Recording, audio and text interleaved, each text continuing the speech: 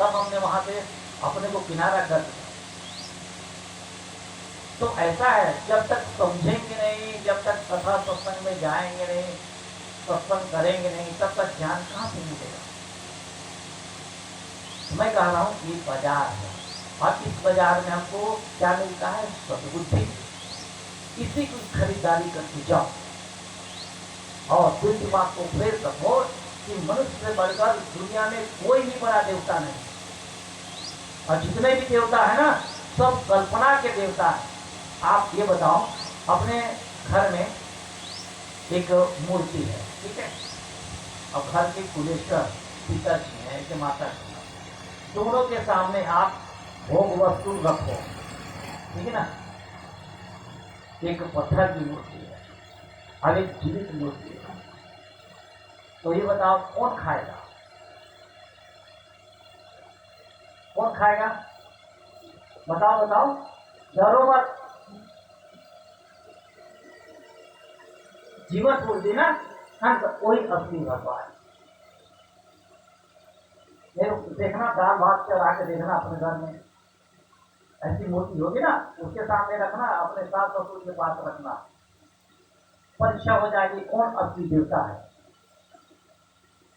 और पूछना क्या, ये भी पूछना कि नमक कैसा है कि नहीं, भाई सब्जी बढ़िया बनी है कि नहीं, वो भी बता दे तो समझ, जो बताए वो सही देवता है, और नहीं बतावे तो नकली देवता है।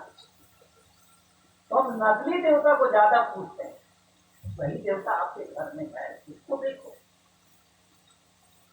अब उसको हम देखते नहीं है, अब भागे जा रहे हैं, भाई कह दिया भाई कौवा जो है तुम्हारे कान को काट के ले गया भाई, तो भागे जा रहे हैं। अरे कान पहले देख लो है कि नहीं, तो देखो पहले, छूते ही नहीं, बस भागे चले जा रहे हैं, पहले छू है, अरे है। इसी प्रकार से घर में हमारे देवी देवता है, लेकिन उसका परिचय हमको नहीं है। इसलिए पत्थर की मूर्ति में घूमते घूमते जीवन पथरा जाता है, लेकिन समझ कुछ नहीं मिलता। हमारे गुरुदेव जी कहा करते थे, जन ही धन है। हमारे घर में जितने हैं बाल बच्चे, सब ये हमारे देवी देवता है, और इनके अलावा कोई देवी देवता नहीं, केवल कल्पना ही है, उसका कोई पदार्थ नहीं है। इसलिए कल्पना के चक्कर में मत रहो, जो ओरिजिनल है ना, असली है, उधर आपको ध्यान देने की जरूरत है। और जो आदमी उधर ध्यान दे देता है तो समझ जाओ कि उसको सही लाभ मिलता है।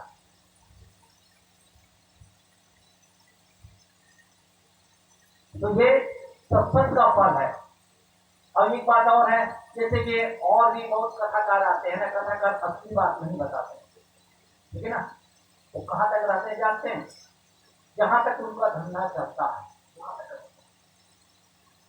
एक बात और ध्यान रखिए, श्रद्धा और विवेक किसको कहते हैं? जैसे हम श्रद्धा पूर्वक किसी मूर्ति को चढ़ा तो दिए, है ना, पत्थर की मूर्ति को, कोई लड्डू चढ़ा दिए, कोई मिठाई चढ़ा दिए, ये केवल श्रद्धा है, वो खाता होता नहीं। लेकिन जीवित को चढ़ा दिए तब वो खाएगा, लेगा। लेकिन हमको क्या करें, खाली श्रद्धा नहीं, विवेक भी चाहिए।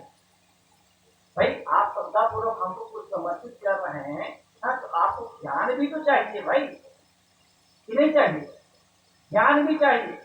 गुरु के पास कुछ चढ़ाते हैं आप, तो उनसे गुरु से ज्ञान भी लीजिए। आप खाली श्रद्धा पूर्वक चढ़ाइए मत, ज्ञान भी लीजिए। जो बात समझ में नहीं आती आप पूछिए उसको, तो वो बताएंगे।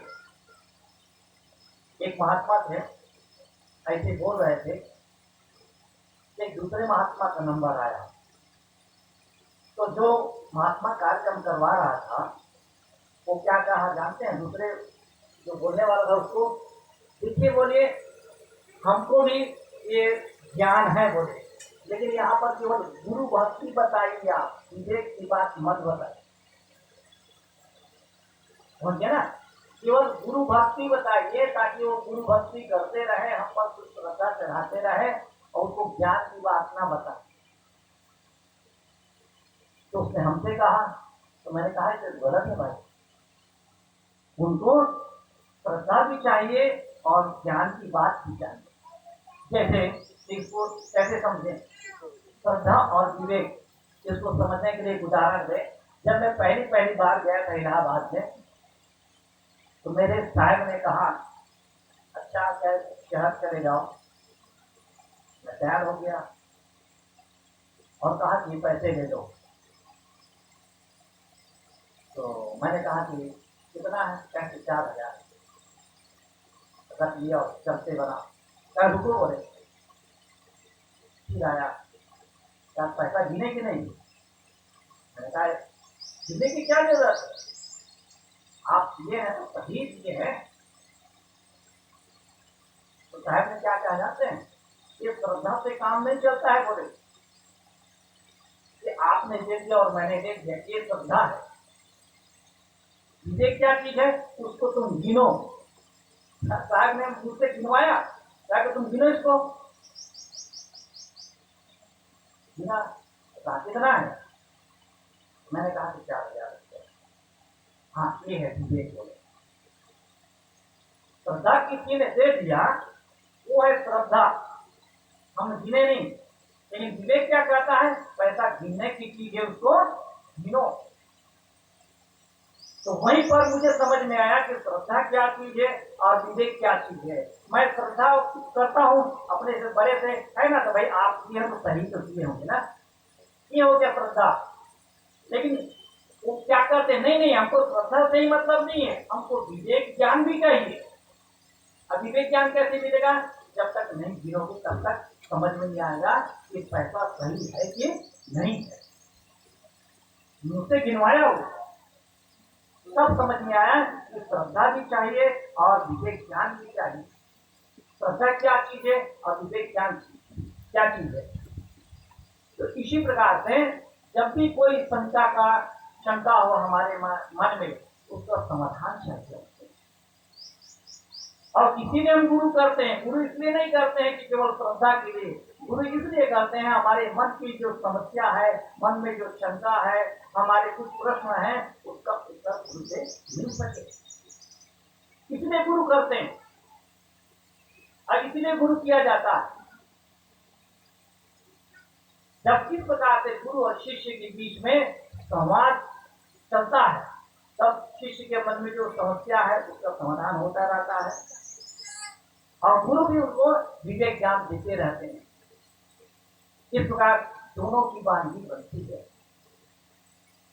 जब इस प्रकार से हम अपने जीवन को जीते हैं, तब हमको समस्या का समाधान मिलता है और तब है समस्या जहां अपने गुरु किया।